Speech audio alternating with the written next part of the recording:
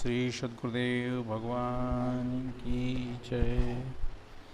गुरुर्ब्रह्मा गुरुर्विष्णु गुरुर्देवो महेश्वरा गुरुर्साक्षात् परब्रह्म तस्मै श्री गुरुवे नमः। ओम श्री सद्गुरुदेव भगवान की जय। तत्वबोध। कल का विषय जो था तीन अवस्थाओं में जागृत, स्वप्न और सुषुप्ति।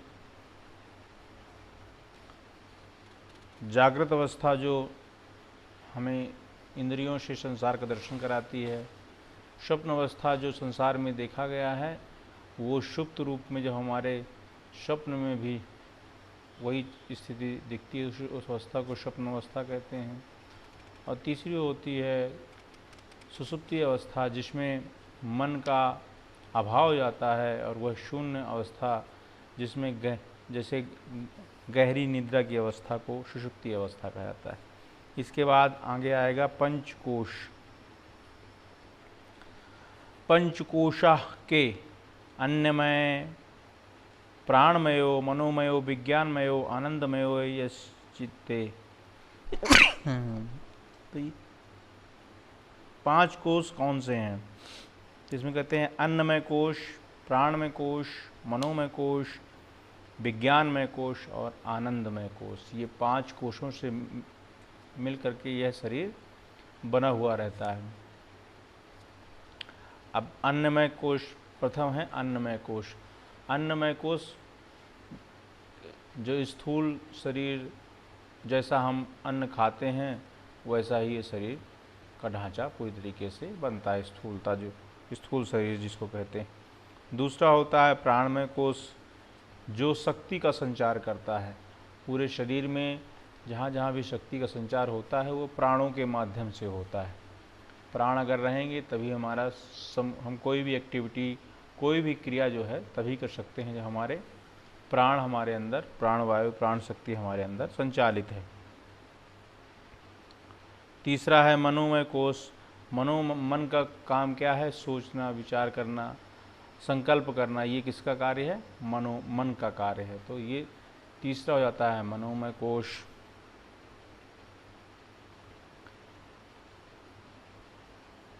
फिर होता है विज्ञानमय कोश। चौथा विज्ञान मतलब बुद्धि के स्तर की बात, जहाँ समझ बूझ और तर्क की बात होती है उसको कहते हैं विज्ञान। विज्ञान मतलब जहाँ हर तरीके से प्रूफ हो, प्रूफ की बात जहाँ होगी वहाँ विज्ञानमय कोश की बात होगी। और पांचवा होता है आनंदमय कोश। आनंद मतलब जो भी कार्य करते हैं उसमें हमको आनंद की अनुभूति हो। जो भी जैसा भी कार्य करे, अगर आनंद हमको सुख की अनुभूति, आनंद की अनुभूति नहीं होगी तो वो कार्य हम नहीं करेंगे। तो जो सुख का अनुभव, आनंद का अनुभव होता है, वास्तव में परमात्मा ने जो ये शरीर बनाया है वो तो केवल आनंद को प्राप्त करने के लिए ही बनाया हुआ है। लेकिन मनुष्य अपने विभिन्न कर्मों की वजह से हमेशा दुख भोगता रहता है। कर्म कैसा? भगवान ने कहा है हमारे जो ये शरीर क्या है, शरीर जो है जो मिला हुआ है कि साधन धाम मोक्ष कर द्वारा पाई नहीं ही परलोक सवार। तो ये शरीर जो है साधना का धाम और मोक्ष का द्वार है।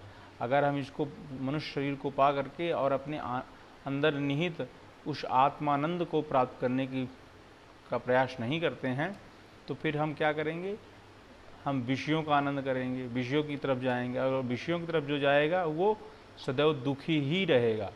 तो ईश्वर ने तो ये शरीर दिया है मात्र आनंद के लिए, आनंद की प्राप्ति के लिए, और हम क्या करते हैं? विषयों की प्राप्ति में ही लगे रहते हैं। विषयों के माध्यम से ही आनंद को हम खोजते रहते हैं। जो विषयों के माध्यम से आनंद को खोजेगा वो सदैव दुखी ही रहेगा। क्यों? क्योंकि विषय का आनंद क्या है? क्षणिक आनंद है मात्र। लेकिन जो आत्मा का आनंद है, आत्मानंद में जो डूबता है वो सदैव सुख की अनुभूति करता है। आत्मा के आनंद के सागर में रहता है, परमानंद के सागर में गोते लगाता है। तो मनुष्य जन्म भगवान ने इसीलिए दिया हुआ है ताकि हम साधना करके और उस अपने आनंद को, अपने जो हमारे अंदर आत्मानंद का आनंद निहित है, उस आनंद को प्राप्त करें। अगर हम ऐसा नहीं करेंगे तो क्या होगा, फिर विषयों के आनंद में पड़े रहेंगे। विषयों का आनंद कभी भी पूरा होता नहीं है और मात्र क्षणिक रहता है। क्षणिक आनंद के बाद दुख का ही भंडार रहता है। तो जो विषयों के आनंद के लिए लगे रहते हैं वो सदैव दुखी रहते हैं, और जो आत्मानंद के रहते हैं वो हमेशा खुश और आनंद के सागर में हमेशा सदैव निमग्न रहते हैं। तो इस प्रकार से ये 5 कोशों में से 5 कोश बताए गए, जिसमें आनंद, अन्नमय कोश, प्राणमय कोश, मनोमय कोश, विज्ञानमय कोश और 5वां आनंदमय कोश। तो जैसा हम अन्न खाते हैं वैसा ही हमारा मन बनता है। जैसा हमारी मन की वृत्ति, जैसा अन्न खाएंगे वैसे हमारे मन बनेगा, वैसे ही हमारा शरीर की संरचना बनेगी, वैसे ही हमारी बुद्धि भी होगी, वैसे ही हमारे कर्म भी होंगे। और अगर हमारा खान पान, हमारा रहन सहन ये सब शुद्ध है, पवित्र है, तो हम आनंदित रहेंगे, हम सदैव संतुष्ट रहेंगे। जो संतुष्ट रहता है वही वास्तव में आनंद का भागी रहता है। जो संतुष्ट नहीं है तो सदैव दुखी ही रहता है। कितना भी किसी के पास धन दौलत, शोहरत, जितनी वैभव, सांसारिक वैभव कितना भी आ जाए, लेकिन अगर उसके अंदर संतुष्टि नहीं है, संतोष नहीं है, तो उसके अंदर सुख नहीं रह सकता एक क्षण भी। लोग बाग संसार में खूब धन वैभव खूब इकट्ठा कर लेते हैं और फिर डॉक्टर के हिसाब से चलते हैं। डॉक्टर बोलता है 1 रोटी खाइए, आधी रोटी खाइए, तो पूरा ज़िंदगी भर जो है जिस संपत्ति को इकट्ठा करने के लिए लगे रहे कि संपत्ति इकट्ठी हो जाएगी तो बड़े सुख से आनंद से रहेंगे, लेकिन क्या होता है अंत में, वो संपत्ति ही उनकी विपत्ति का कारण बन जाती है। वो एक चैन की रोटी जो है नहीं तोड़ पाते हैं, सदैव दुखी रहते हैं और सदैव भयभीत रहते हैं कि इतनी संपत्ति हमने अर्जित की है, कहीं ये चली ना जाए, कोई चोर चुरा न ले। और जो असली संपत्ति है अपने अंदर, आत्मानंद की संपत्ति, उस संपत्ति को कोई खोजना ही नहीं चाहता है। विषयों के आनंद में, संसारिकता की वैभव के आनंद में, उसी में जो है सदैव भय से, शोक से, अनिद्रा से सदैव चिंतित जो है मनुष्य जो है खत्म हो जाता है, अपने आप को मार कर ख़त्म कर देता है। तो जो संसारिकता के वैभवों से जिसको कोई लेना देना नहीं, जो सब चीज़ों से विरक्त रहेगा, जो हर परिस्थिति में संतुष्ट रहता है, हर परिस्थिति में खुश रहता है, संतुष्ट रहता है, वही वास्तव में खुश रहता है, वही आनंद का भागी बनता है। जिसने अपने संपूर्ण जीवन को ईश्वर को समर्पित कर दिया। वास्तव में तो होई हैं वही जो राम रचि राखा, होना तो वही है जो भगवान ने रच रखा है। लेकिन अगर हम व्यर्थ में अपनी बुद्धि लगाएंगे, अपनी तर्क लगाएंगे, तो फिर हमेशा दुख के भागी ही बनेंगे। हर व्यक्ति को खाना केवल 2, 4, 6 रोटी ही है, इससे ज़्यादा कुछ नहीं खाना, लेकिन इतना ज़्यादा संग्रह करने में लगा रहता है, मन बुद्धि चित्त अहंकार को पूरी तरीके से उस अशांति के खजाने से भर देता है। अशांत रहता है, खुद अशांत रहेगा, हर व्यक्तियों को भी जो आपके पास में रहेंगे उनको भी अशांत रखता है। तो संतुष्टि का जीवन कोई व्यतीत ही नहीं करता। छोटा सा जीवन है, मात्र कह सकते हैं कि जो जीवन है कोई 50 साल का, कोई 60 साल का, लेकिन उसमें भी अगर 40-45 साल तक जो अपने जीवन को अच्छे से बना लिया, वही फिर आगे जो है जीवन की दिनचर्या रहती है 50 साल के बाद। तो अगर हम 50 साल अच्छे से संयमित जीवन, शांतिपूर्वक जीवन, भजन ध्यान में, गुरु सेवा में, गुरु सुमिरन में अगर हम जीवन को व्यतीत करते हैं, तो आगे का जीवन हमारा सुखी रहेगा, आनंददायक रहेगा।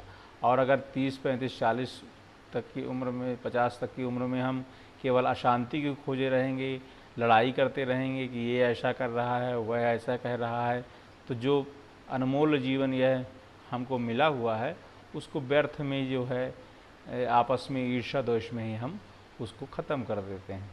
तो अगर हम उस ईर्ष्या द्वेष से बचें और आत्मानंद को, भगवान को भजते हुए, अगर ईश्वर को भजते हुए, गुरु सेवा करते हुए, गुरु को आदेश का पालन करते हुए अगर जीवन को व्यतीत करें तो ये जीवन जो है पता नहीं चलेगा कितना सुखपूर्वक आनंददायक जो है जीवन व्यतीत हो जाएगा।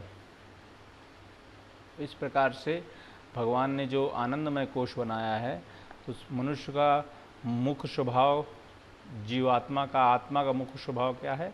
आनंद, आत्मानंद। आत्मानंद और प्रेम और आनंद ही है ईश्वर का भी स्वरूप बताया गया है। ईश्वर कैसा है? प्रेम और आनंद से परिपूर्ण है। जो अपने अंदर प्रेम और आनंद लाता है वह ईश्वर के समीप रहता है, समीप। जो ईर्ष्या, द्वेष, राग द्वेष, आपस में विद्रोह, इसकी भावना रखता है वह अपने आप से भी दूर रहता है और आनंद से दूर रहता है, सुख से दूर रहता है, शांति से दूर रहता है और अपने ईश्वर से भी सदैव दूर रहता है। तो जो आत्मानंद, जो मनुष्य अपने अंदर सुख, शांति और आनंद की चाह रखता है उसे सदैव सबसे प्रेम और आनंद का व्यवहार करना चाहिए। तभी अपने अंदर वह प्रेम और आनंद का जो सागर है वह अपने अंदर से प्रस्फुटित होता है। तो इस तरीके से आज यही प्रसंग पूरा होता है। ओम श्री सद्गुरुदेव भगवान की जय।